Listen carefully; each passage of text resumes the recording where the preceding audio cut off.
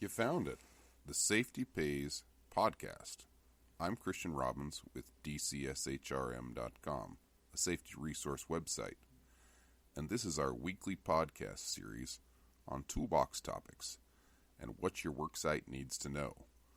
Today's topic is stop work authority. Any employee of any company should have the authority to stop work when they observe an unsafe condition or any behavior that places people or property at risk. There isn't a job or a project that is so urgent that it requires putting employees, other persons, or property in harm's way. All employees should have the authority and responsibility to stop work if they believe there's an imminent danger to themselves or others. This is just good policy. It puts everybody on the line for observing all situations and making sure they can make a decision about what's safe to continue and what's absolutely unsafe. Stop work should actually be a higher priority than anything else on the job today. So, what are the hazards if we don't have stop work? Of course, could be environmental damage, injury to employees or other individuals on a job site, and there could be property damage. A lot of times you'll have employees after an accident come and say, "Oh, I knew that was going to happen." If they know it's going to happen, or if they suspect it's going to happen, then they should step up and say something. And our policies should always show that we want them to step up and say something. So how do we avoid the hazard? Well, if an employee believes that continuing will risk injury or property, then they must ask to stop work.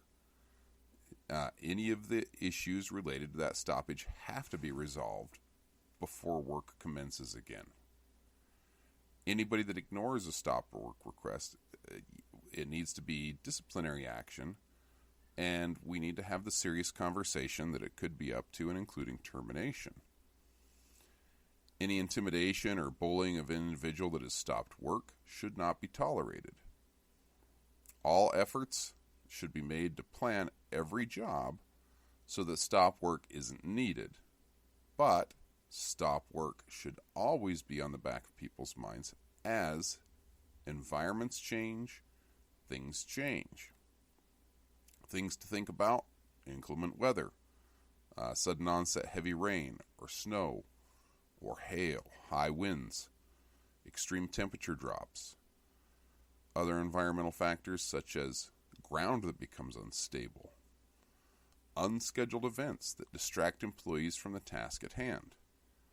Had a job site at one time where we scheduled work on a Saturday because traffic was lighter in the area on Saturdays, and it just so happened that we missed a community parade that was scheduled that day.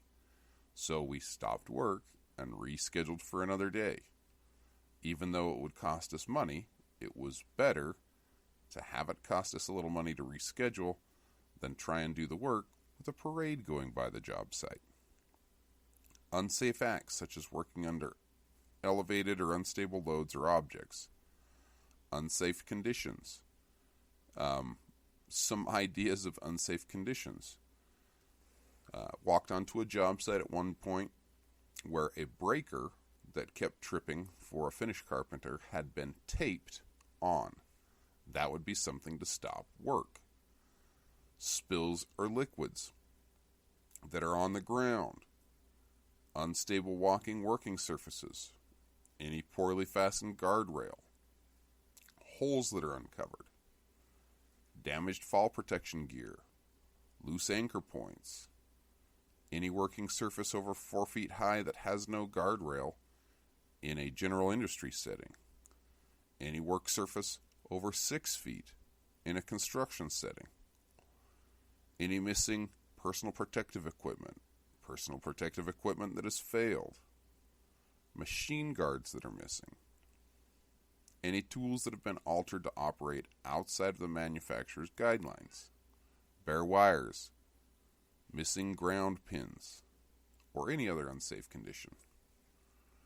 Anytime we use stop work, it should be documented and reported to a member of the safety committee so that we know that we're keeping track of stop work.